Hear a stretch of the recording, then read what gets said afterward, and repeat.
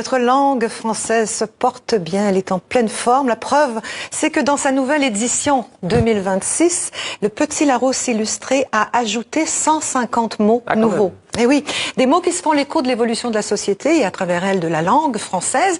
En attestent ces nouveaux entrants comme paralympien. Facile, un sportif participant aux Jeux paralympiques. Super centenaire, pour une personne âgée de plus de 110 ans, vous l'évoquiez tout à l'heure.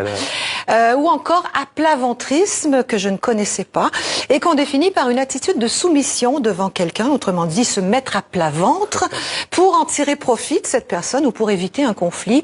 Ce sens courant au Québec et en Algérie, m'a dit tout à l'heure Slimane Zegoudour, tend à se répandre dans la francophonie. Par exemple, le verbe astruquer, ou plutôt s'astruquer. Vous connaissez? Alors là, pas du tout. Je l'ai jamais entendu. Alors en Belgique, s'astruquer, et non pas s'astiquer, comme s'entête à m'écrire mon correcteur automatique, c'est avaler de travers, s'étouffer en mangeant. Mange pas si vite, tu vas t'astruquer. D'accord.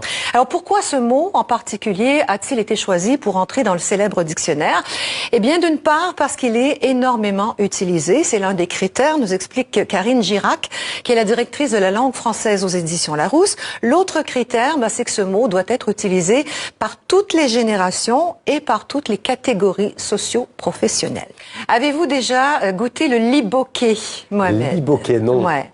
Le liboquet, c'est une préparation à base de poisson ou de viande enveloppée dans des feuilles de bananier et cuite au charbon de bois. C'est un plat très populaire en République démocratique du Congo, qui est, vous le savez, le plus grand pays francophone du monde. Alors, bienvenue au liboquet. Dans la série Mangeurs de viande, toujours, je vous présente le spépieux ou la spépieuse. Je ne sais pas.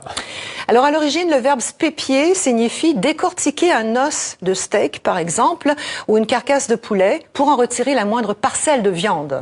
Au sens figuré, l'adjectif spépieux définit donc une personne qui est exagérément méticuleuse, pointilleuse, tatillonne, un peu casse-bonbon. Spépieux nous vient du wallon, en Belgique.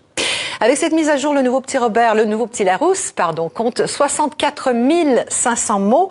De quoi contenter Pierre Larousse, qui publia le nouveau dictionnaire de la langue française en 1856, ouvrage considéré aujourd'hui comme l'ancêtre du Petit Larousse illustré.